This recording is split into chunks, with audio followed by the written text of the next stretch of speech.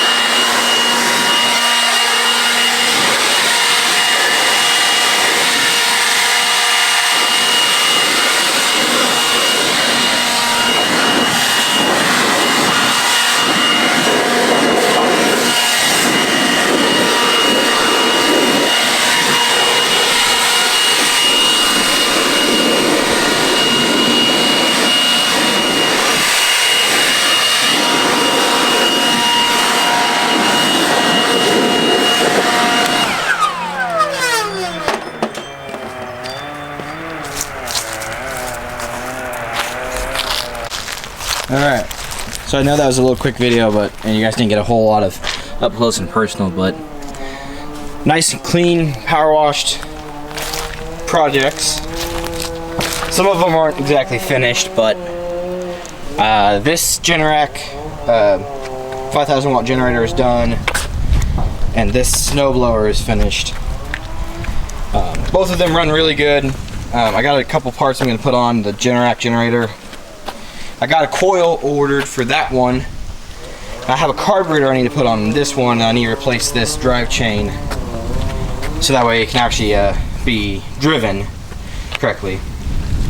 Because right now it's not. It's just a generic snowblower, no rear-wheel drive or anything like that to help propel it through the snow. So it's a lot of work to do it that way. I've also got the cover for it on my shelf. So I figured I'd give you guys a quick little video of this just to give you an update on the projects, because I think I'm gonna give this Brooks & Stratton generator to my dad. I'm gonna keep that one at my house. Man, that sounds powerful.